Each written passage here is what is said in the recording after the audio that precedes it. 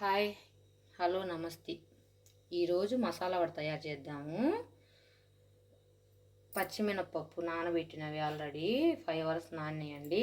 Next శనగపిండి 2 table spoon, మేము తీసుకున్న క్వాంటిటీకి సరిపోయిద్దండి. బియ్యం పిండి, గరం మసాలా, ధనియా పౌడర్, పుదీనా, కొత్తిమీర, కరివేపాకు, ఉల్లిపాయలు. ఆల్రెడీ ఈ పచ్చిపప్పు ఒక గుప్పిడి తీసి పక్కన ఉంచుకోవాలండి. మిక్సీ వేసే ముందు దానిలో అల్లం, వెల్లుల్లి, పచ్చిమిర్చి, కొంచెం సాల్ట్ వేసి, వాటర్ మాత్రం యాడ్ చేయకూడదు, లేదంటే జావ అయిపోయిద్ది. జస్ట్ కొంచెం సాల్ట్ వేసి మిక్సీ పట్టేసేయాలి. ఈ పప్పులోకి సరిపడా సాల్ట్ తీసుకున్నానండి. నెక్స్ట్ వాటర్ అసలు పడకూడదు.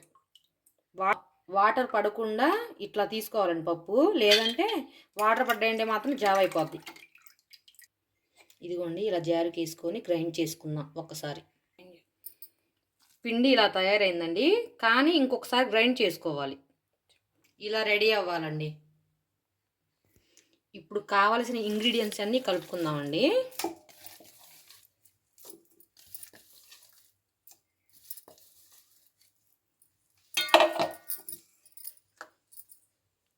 బియ్యం పిండి,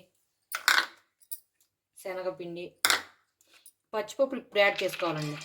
క్రిస్పీనెస్ కోసం అండి ఇవి. గరం మసాలా, ధనియా, పెద్దుల్లిగడ్డలు, పుదీనా, కొత్తిమీర, కరివేపాకు. ఇవి మిక్స్ చేసుకోవాలి. ఇలా ప్రిపేర్ చేసుకొని పిండి ఆయిల్ హీట్ చేద్దామండి.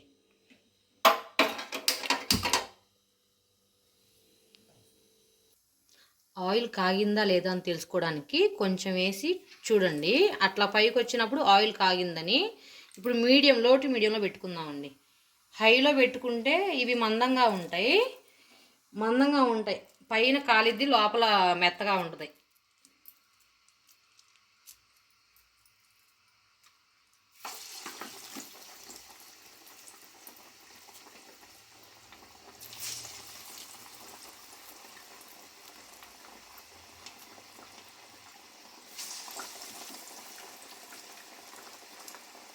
ఈవినింగ్ టైంలో ఇవి చేసుకుంటే పిల్లలు ఎంతో ఇష్టంగా తింటారు. స్కూల్ నుంచి వచ్చి క్రిస్పీగా ఉంటాయి.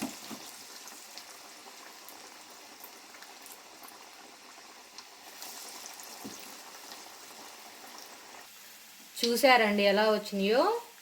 ఇంకొక 5 నిమిషాలు ఫ్రై చేసుకోవాలి. బ్రౌన్ కలర్ వచ్చినంత వరకు వేయించాలి.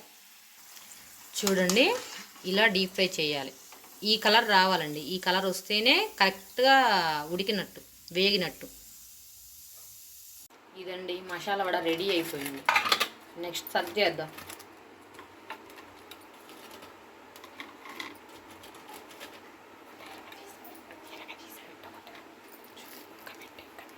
ఇట్లా రావాలండి.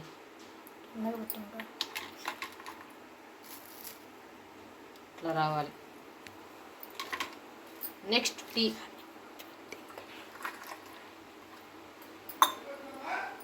Okay, thank you. ఈ వీడియో నచ్చితే లైక్ చేయండి, షేర్ చేయండి, సబ్స్క్రైబ్ చేయండి. బాయ్.